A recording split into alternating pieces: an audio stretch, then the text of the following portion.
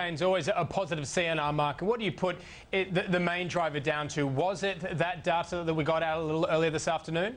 Well, the stars really did align on the Australian share market today, and the backdrop starting into our market wasn't such a positive one. We did see Standard & Poor's coming out to downgrade the European Financial Stability Fund overnight, but that was already priced into the market, and we saw that because there was little reaction from the euro. In fact, European markets were higher overnight and the Australian market opened higher.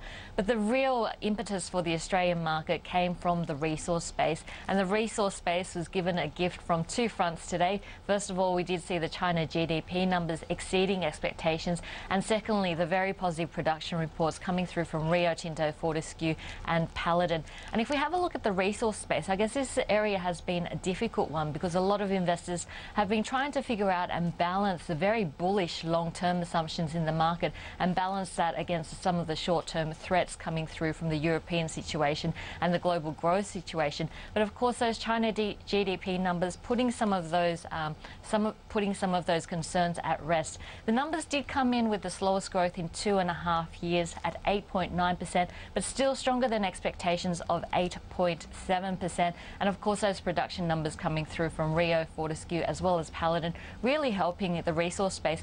It wasn't just commodities which outperformed on the market. There were some fantastic performances by single stocks as well. And Goodman Fielder, a real standout today, up by 14.3%. A little bit more chatter about how it could possibly be a target of private equity, really helping to boost this stock. Of course, it is coming off a very low base, but altogether a fantastic day for the market. As Michael mentioned, we did finish on the highs of the session and some pretty good volumes for the year to date so far, with about $3.5 billion worth of stock being traded. Martin, great to see on that number from Fortescue, those production numbers. Certainly the market liked it. Shares closing up just shy of 4% on the day.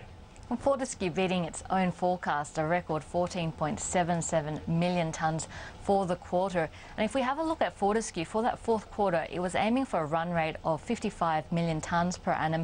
It actually managed to beat that with an annualised run rate of 59 million tonnes per annum.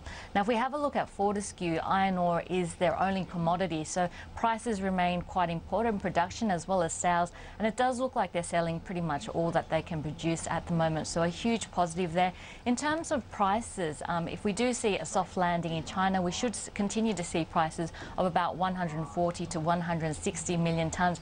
We know that Fortescue, the upside from the share price, is partially going to come from this rapid expansion that it's planning up to 150 million tonnes per annum by about 2013.